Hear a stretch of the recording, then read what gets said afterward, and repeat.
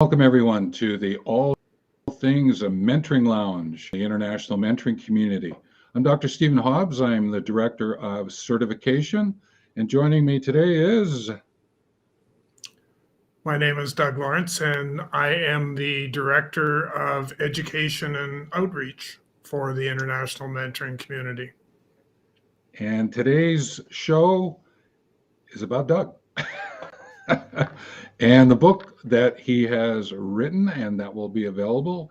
And Doug and I thought it would be a great idea to just sort of get together, have a chat about the book, sort of where it came from, who's the audience, what are some of the ways that we can use the book from an IMC point of view, and his own organization, Talent C. So this is very much an exploration video. And to be able to get started with that, I just want to remind you to comment, like, and share because we enjoy learning from you through your questions. And make sure you subscribe and ring the bell if you're looking at this via the YouTube channel, but also it is going live through Facebook as well. So with that, Doug, I am just going to take a little bit of a different tact here with you today. It's not like you know everything that I'm going to do here, because I wanted to keep this as original and genuine and authentic as possible. So I'm going to start with, what is the intention of the book in and of itself? So You Are Not Alone, which is the title of the book, was the intent behind the book was to demonstrate, or hopefully demonstrate, that mentoring can be part of the support structure for mental health and mental well-being.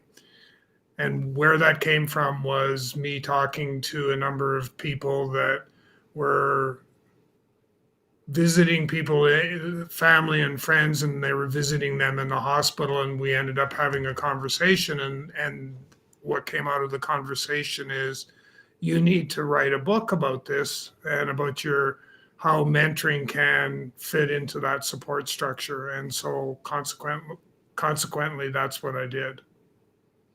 Okay. And therefore, you had a certain audience associated with this. Can you just share a little bit about who that audience is, so the people who are listening in right now or watching can go, oh, I see where you're going with that? Well, the way I put the book together based on the research and everything that I did was, there are pieces in the book that would be applicable to different audiences. So let me elaborate on that just for a minute. And so the book was written with the idea in mind of demonstrating to the general population that, this thing we call mentoring can actually play a significant role in the support structure for mental health. So it can be of value to organizations that are looking at wanting to establish some sort of program where they're providing that support to their staff, their employees. So there's that part of it. It is definitely for somebody that is experiencing mental health challenges or issues today.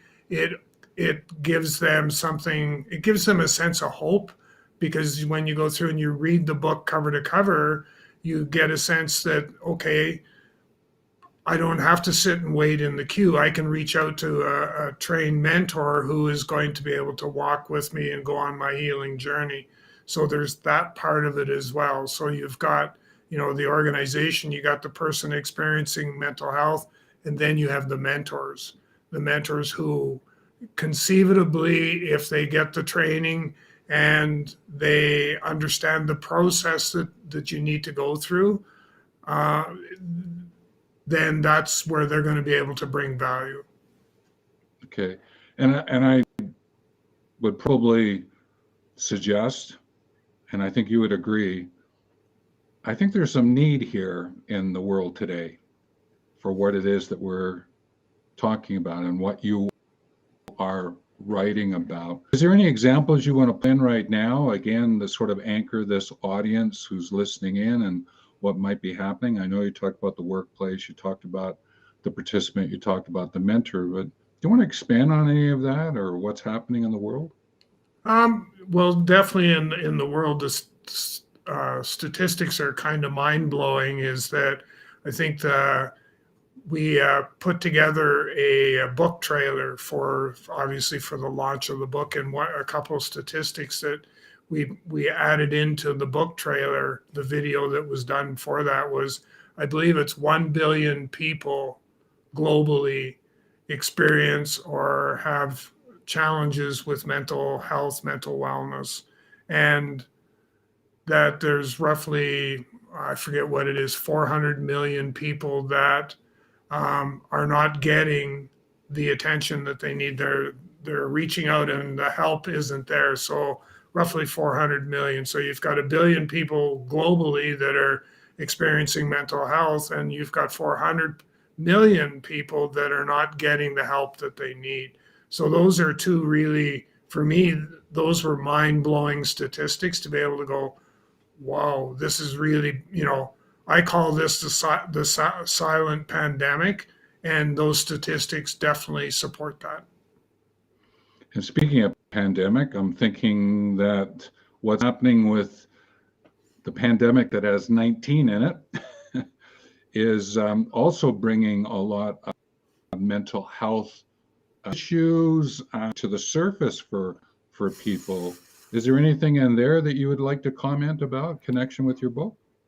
Well, definitely the aspect behind it. It's a good point that you raised, was the whole idea of,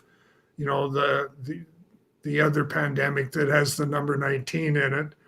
We take a look at, okay, so how could that actually impact people? So you have, organizations have been disrupted because of, employees having to work from home, the need to become vaccinated, the issue of the people who don't wish to become vaccinated. And, there's a whole bunch of stuff there that adds to the stress and the anxiety that people are having to deal with today. So it's increased that.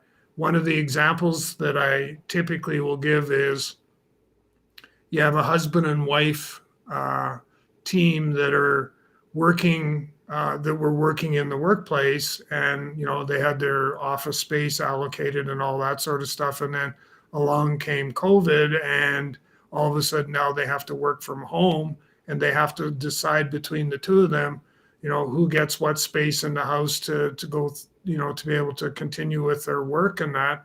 And how do I go about, making sure that I'm not disrupted by, by my significant other, as, for calls, and because everything is now moved to a virtual world.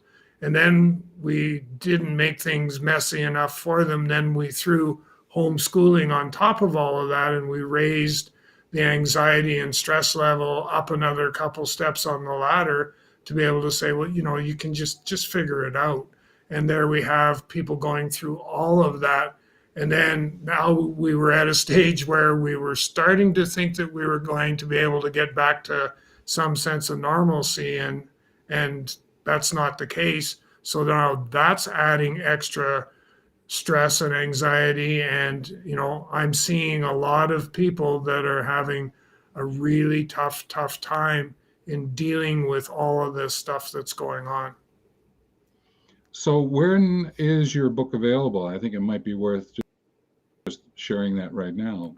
So it is available for pre-order now. So if you want to go in and pre-order your the ebook, You Are Not Alone, you can definitely do that today, and the book will be automatically gets shipped on the 17th of January, which is our official launch of the book, is on the 17th of January. So, and it's at that particular time, if you're the sort of person that prefers a hard copy versus the ebook, that'll be the time that you'll be able to acquire the book in that format as well. But I encourage people to, take advantage of the pre-order process, then it's off your plate that gee, I want to get that book, but I got to keep reminding myself I got to get that book. Where this way here you can pre-order it, and then you'll be guaranteed to get a copy. So that's from Amazon, right? Right. Sorry. Yeah, and it's also Amazon is definitely got it out there, and there's some other retailers that like Barnes and Noble and a few others that actually will offer it as well. Yeah, you have some information on your website? Um, there is some on the website on www.talentc.ca. What I have been doing for the most part is I've been sending people to the Amazon. So anybody that says where's the book available, I've been shooting them direct to Amazon and trying not to be the kind of the middle person. And then I also will suggest like some of the other e-retailers as well that are making the book available today as we speak. And they have the same thing where it's all pre-orders right now. Okay. Now, this isn't your first book. You wrote one before this one. What was that about? So the gift of mentoring was basically taking people down the path or the road of what is mentoring. So we examined in the gift of mentoring, we examined the history of mentoring. We took a look at processes and concepts of mentoring. So what are some best practices and stuff along that line. We had, I think there was 2 or 3 case studies where we gave a situation and then we showed how when you apply the proper process and concepts of what the outcomes could possibly be as a result of that.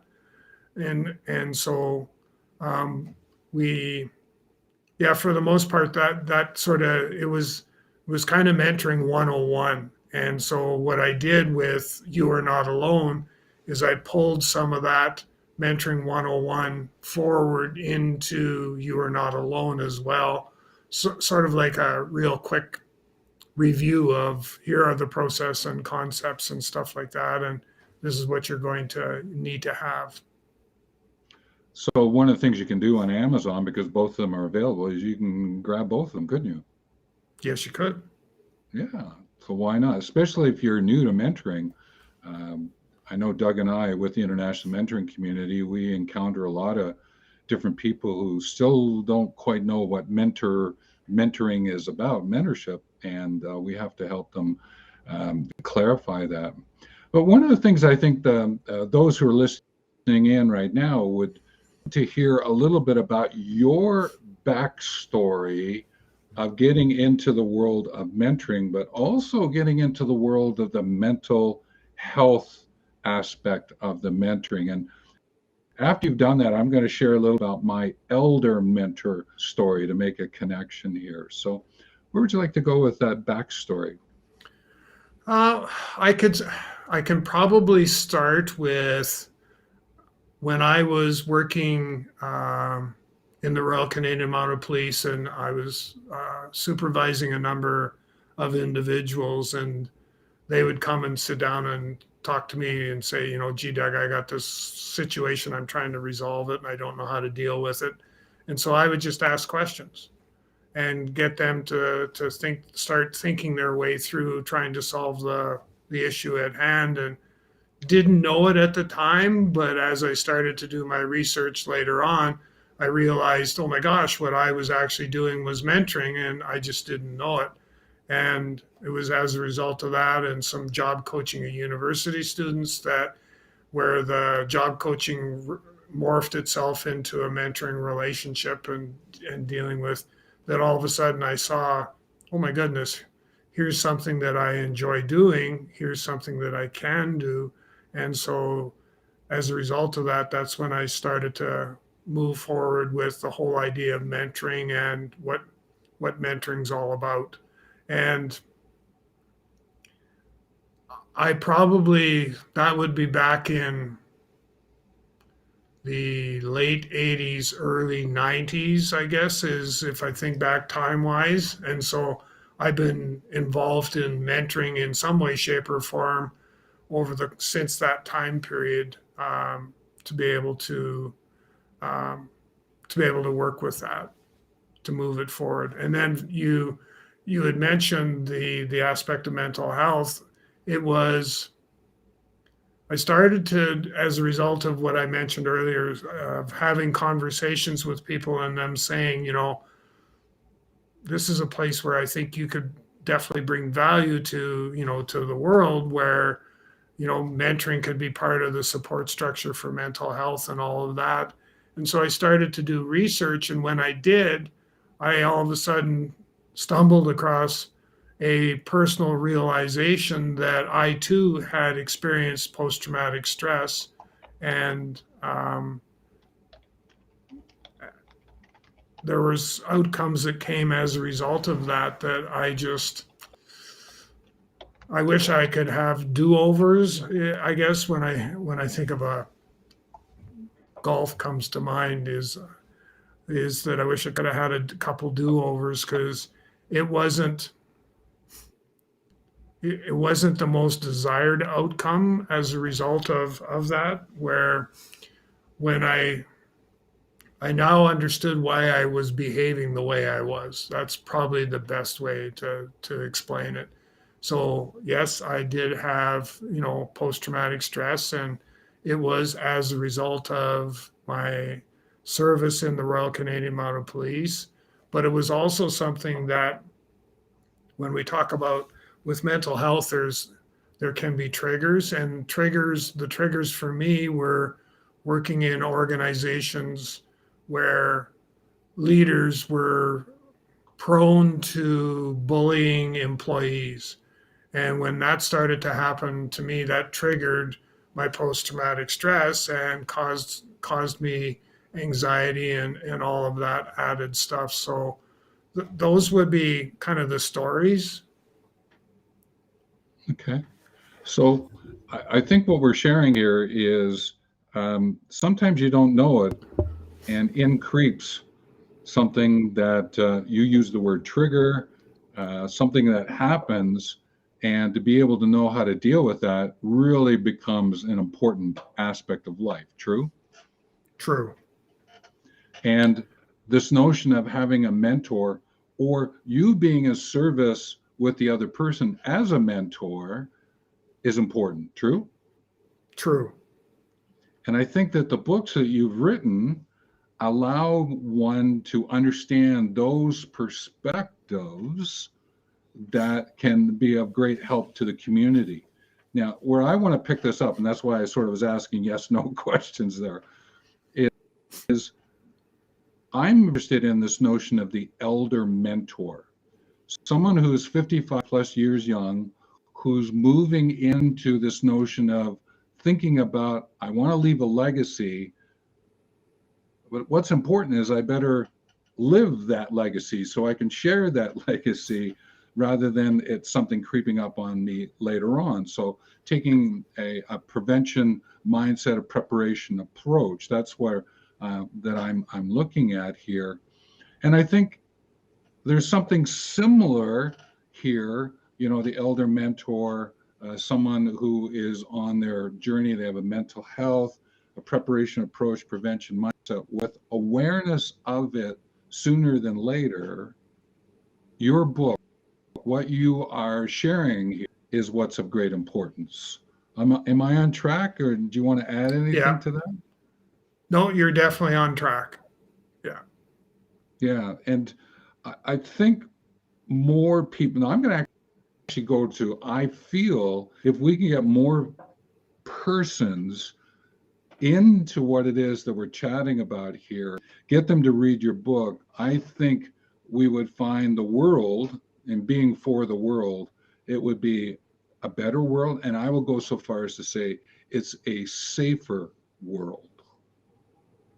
And I would agree wholeheartedly with that, because a large part of when you're mentoring and working with somebody who has mental health, mental well-being challenges, being able to create that environment of safety, that safe place for conversations to happen, is extremely important. Yeah, and that's why I use the word safer, because when I hear the word safe, I think about, okay, I've got to manage the place. To be safer, I've got to lead the person, Yeah. which includes myself. So that's why I use safer, because I figured that out years ago when I was working on HIV and AIDS in different parts of the world. And I always appreciate, well, we got to make it safe for everyone. I said, no, I think what we got to do is that's true, but what about the person's heart and head, right? Get to that awareness part, that how they're experiencing HIV and AIDS, not just, okay, here's how we're going to make the place safer for you, right? By making it safe, right? Just it's sort of like playing with the words a little bit here. Safer for you, but as safe in terms of unfolding. And I think that's what we're doing with mental health as well in today's world. Like I know in my own life, um, I've had my own ups and downs and ins and outs and backwards and sideways and all the other kind of things that go with it. And I have benefited from mentors. And I believe that it's really important that we think about that more and more and more and more. And any thoughts about the notion of the story of mentor and really bringing it forward in the community? You come from a deep practice of mentoring. What Yeah, is it that you would really want to share with people right now about mentoring? I just, I just, I can envision the world being a better place to be, and I know in my heart and in my soul, I know that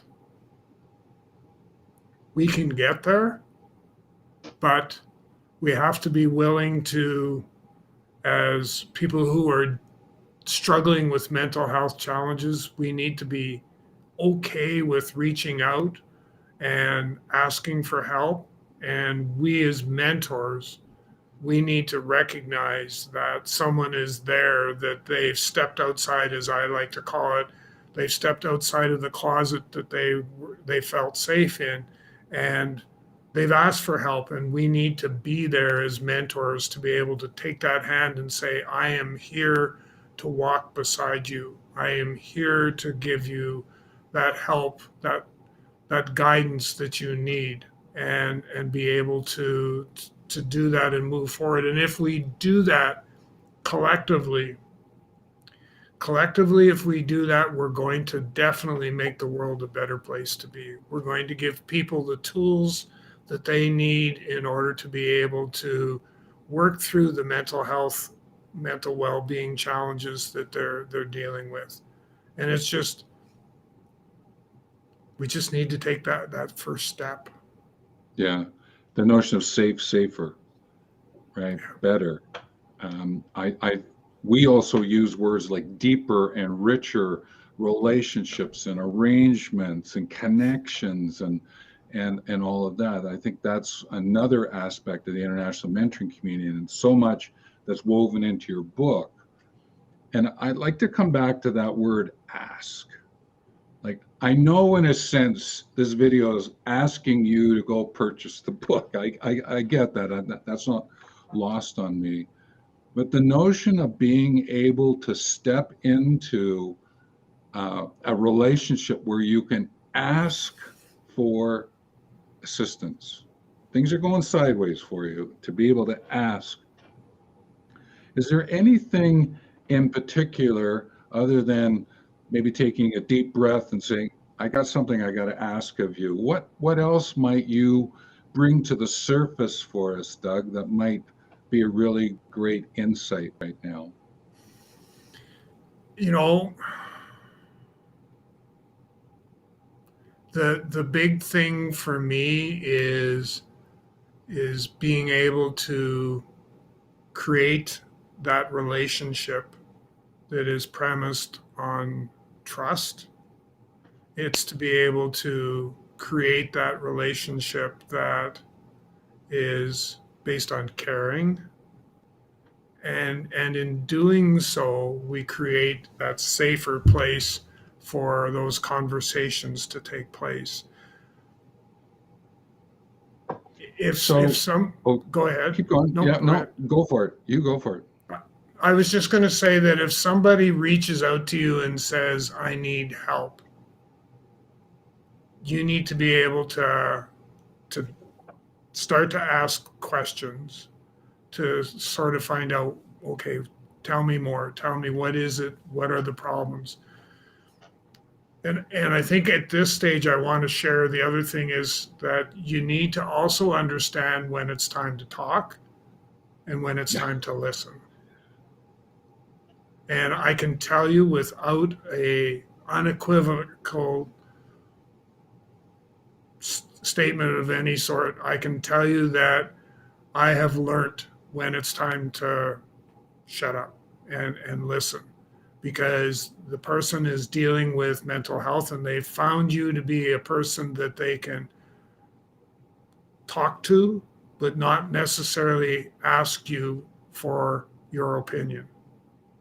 And if you try to ask somebody or try to tell somebody, they are going to become highly agitated and you're going to be starting to backpedal and go in the opposite direction. And you don't want to do that. So if you take nothing away from here other than, number one, I need to go to Amazon and pre-order the book today. The other thing is that if you find yourself in that situation, know when it's time to talk and when it's time to listen. So in some ways, when you wrote this book, you must have asked for some assistance from others, did you not? I did. I actually interviewed 4 or 5 people who had their own story to tell about how their mental health was impacted by the environment as a whole, by personal situations. All of those things were factors in their story. And so, I had a couple people that were involved in consulting. I had somebody that was a spiritual mentor. I had somebody that was a HR director in an organization. And I had a couple that were in the consulting space. Change management was one, and the other was more in the learning and development space. So, but each one had a story to tell that tied right into, here's some lived experience of an individual that is in some way, shape, or form dealing with their own personal mental health, and in some cases, the mental health of others. Yeah, so each one of them, probably by you asking them those questions, also, while not necessarily living what happened, they were also able, through their own to show how their lived experience ends up in your book as lived experience that people can learn from. And Correct. That is another aspect of this mentor relationship, is when the mentor asks a couple of questions, just like the mentee asks questions, there is learning that continues to unfold. And it's sort of like a nestedness, and it just keeps growing in a sense. So are you going to be writing another book? Yes. Yes. What's that one about, do you think? It's going to, so right now the thought process around it is that it's going to talk about mental health as a pandemic. And so that's going to be part of it. And the other part is that what I've seen, because of my own personal lived experiences, we're going to introduce grief so people experiencing grief, how that can have or can play um, a factor in your mental health, mental well-being. So there'll be a section that'll speak to that, and then we're going to expand on my thought at this stage, and it's just a thought at this stage, is to expand on mentoring as part of that support structure. So kind of going down a little deeper into the trenches and sort of digging out or coming up with, here are some things that you can, take into consideration going forward. So it's going to be, my intent is to write it so that it still appeals to much the same audience, but it's going to take you a little deeper into the foxhole. Okay. So that's helpful. And I believe if people were to share their comments and their questions with YouTube or Facebook or wherever you might be listening to this, that could add, because that could stimulate your thinking about what you want to add into this book. Am I on track there? Yeah, you are. And I am going to be interviewing people again to include their lived experience in the next book. So I'm definitely going to do that. Just I saw immense value in the 4 or 5 people who I interviewed for You Are Not Alone.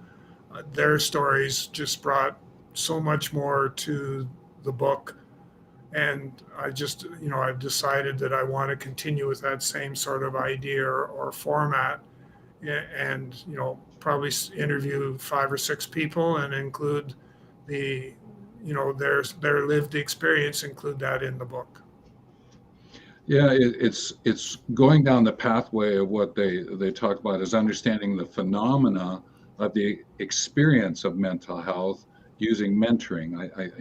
That's using a little bit of academic terms. I get that, but there is this sense of flow that is important to how mentoring and the mental health story can unfold, is because if the challenges are more than the tools and tips and techniques that you have, you can certainly pop into anxiousness, right? And that's where things can arise. But at the same time, as you might find yourself, not enough challenges, and sometimes that can lead to boredom, that can get you doing some things that you might be scratching out. Why am I going down this pathway? Whereas I think what mentoring can do is actually keep you in the sense of flow. I'm sort of going maybe slightly off topic, but at the same time bringing it back, because I believe this notion of flow is an important concept here to mental health and mentoring. Do you have anything you would want to add to that? Well, the one thing, and just as we've been talking, I've been thinking, and it has actually, um, it has done what I kind of thought it would do, is that just talking about it has triggered emotion in myself, as to, it's taken me back to some of the challenges I had to deal with, and that's something I have to condition myself for going forward, because to write the next book, I'm going to have to, there'll be triggers that will come as a result of that will come from reliving past experiences, or, especially if I do one on grief, there's a special story that, would have to be told as to that, and how that also impacted, my mental health and all of that. So Is there any tips, tools, or techniques that you provide in the book?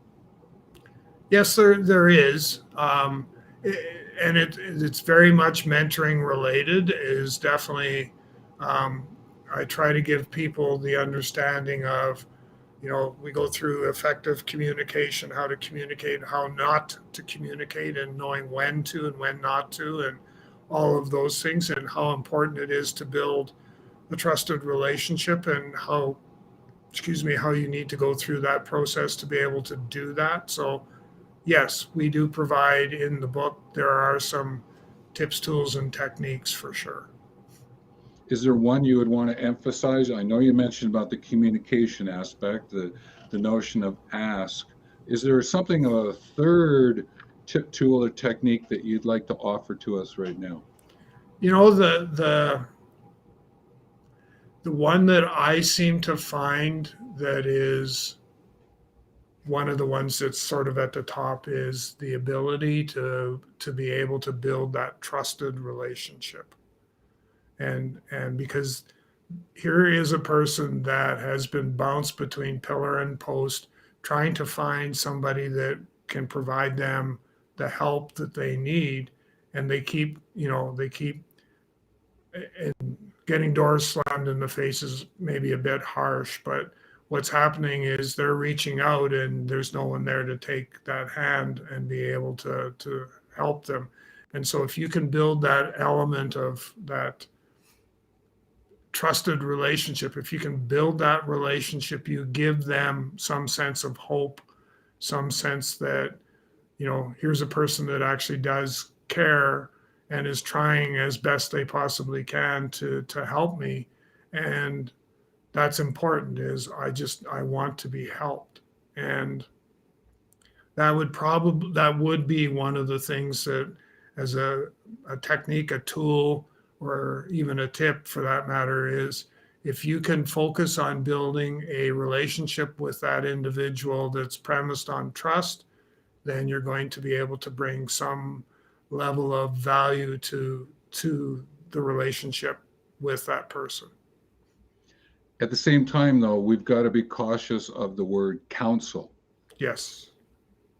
Do you want to share just a little bit about that? Because there is a bit of a line that we've got to be alert to. This is something in the international mentoring community that we have to bring forward all the time, is you can't even touch your toe on that line, let alone step across it. Do you want to share a little bit about that part?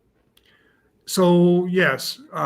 So, the most important thing to remember is that you're not a psychologist, you're not a psychiatrist, you're not a counselor, you're not a social worker.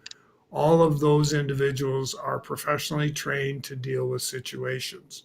So, as a mentor, you need to make sure that you don't and cross over into any one of those um, genres, because that's not a place you want to be. And you run the risk of uh, huge liability issues, all sorts of things that you don't even want to stick your toe in, for sure.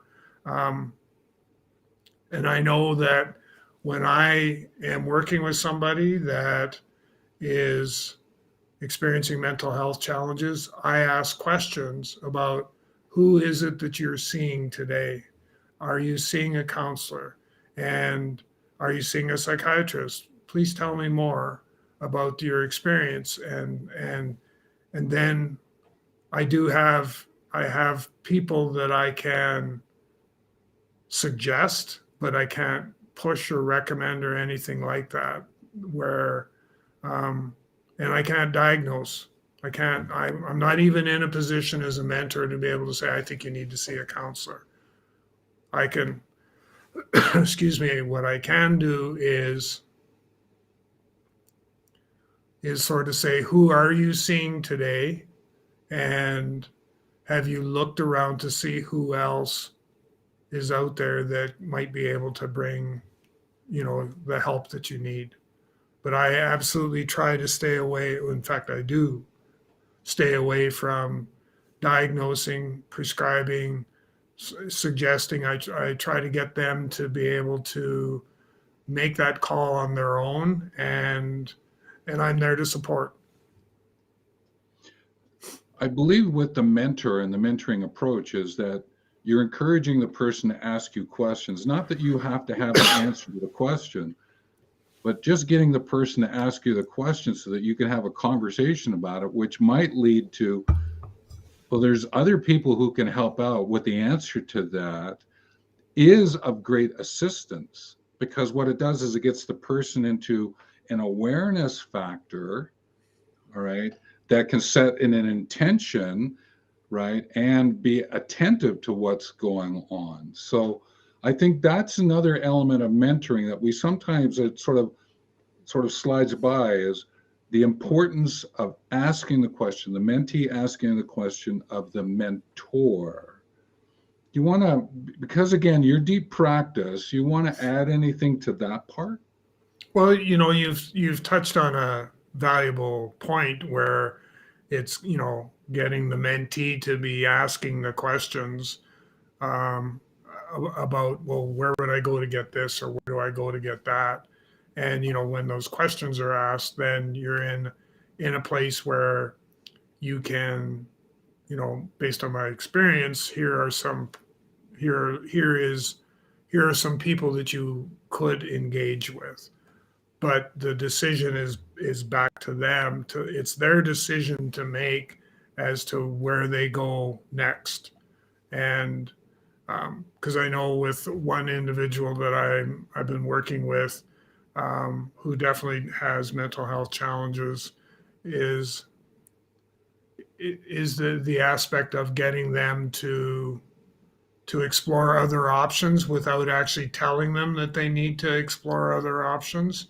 And so, you know, even as simple as, what would happen if you were to talk to a counselor? Well, I don't know, because I don't have any success with them. Okay, tell me more about that. So trying to understand, because sometimes people in those professions are just absolutely overwhelmed with the volume that they have, and which is why we've got You Are Not Alone, the book, being written, is to be able to say, okay, there's other places. But the main thing here is getting that mentee to take control of where they need to go. And the mentor's responsibility is to guide, not to tell, but to guide. And if we can get our mentors to do more of that, we're going to be able to provide that guidance, that assistance to more and more people. And as a result of that, we're going to be able to make a difference in the world today. So the person who's coming forward who has the mental health challenges, we're referencing them as like mentee to go with mentor. Right. That person could be a learner, just coming and asking you some questions. And by asking them is, oh, well, let's take a look at it together, because we've got these marvelous things called phones that give us the internet. And we go, well, look, why don't we take this keyword, put it in, let's see what comes up in our respective phones, right? If you forget to use the incognito window, right, because of how search engines work these days. But to be able to then explore together what might be some answers to that questions, that in itself can be a tip tool that sometimes mentors might go, well, why would I do that? I can just send them home. No, do it with them, because then you can answer some questions or probe a little bit more to find out how you might be able to use that information that you found.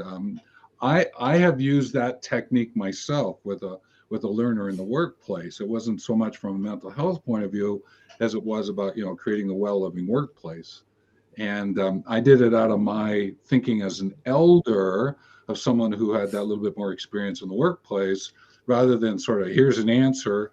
I said, well, why don't we look something up here, right? And it was a really great way for me to then say to them, just because it's there doesn't mean it's the full answer. And they go, what are you talking about? I said, well, no, remember, not all truth, okay, is in print, and not all that's in print is truth, right? And one has to remember that even though you might find the answer, I might find, and knowing we're putting this out on YouTube, just because you find a YouTube video doesn't mean you have the whole answer. Sometimes you got to explore it more. And that's the mentor-mentee relationship, the back and forth of asking, that is so important, right? I think that's something we've got to really think about as well. So I think, Doug, we're probably getting close to closing down here. We're moving towards the end. And again, Is there anything else, or let's do it this way. Where again do we find the book? Where is So, it? yeah, there's pre-orders available on Amazon, and that's probably where I would encourage you to go. If you know of other e-retailers, you can certainly take a look to see if they've got the book listed on their site. But I do know, and I was in there this morning and double checked, but that Amazon is there for sure. Okay. And again, there will be notices up on International Mentoring Community in support of what Doug is doing. We have the blog there, internationalmentoringcommunity.com/blog. You can come and join us on these mentoring lounge calls, which take place on the first and third Wednesday at 10 a.m. Mountain. And in between on the second and fourth, we usually put up either another video or an article that goes up. And those months, like December 2021, we had an extra Wednesday here. So I thought we would jump on and have this conversation with Doug. And thank you for that, Doug. Thank I you. believe on the other side, as we get closer to the 17th, I'd like to have another conversation with you about what we're learning about the book, and maybe there's questions coming in. I know that someone has asked a question in the chat, but I'm not quite sure what they're attempting to get to. So unless they want to update what's there, I'll just have to sort of look towards closing. If not, if you update it, we'll get it ready for the next call that we have. So Doug, like all times that I have the mentoring lounge, or even when I'm doing other interviews, what is it that you would like to share with us as we take this towards close? The biggest thing is if we touched on something today that sparked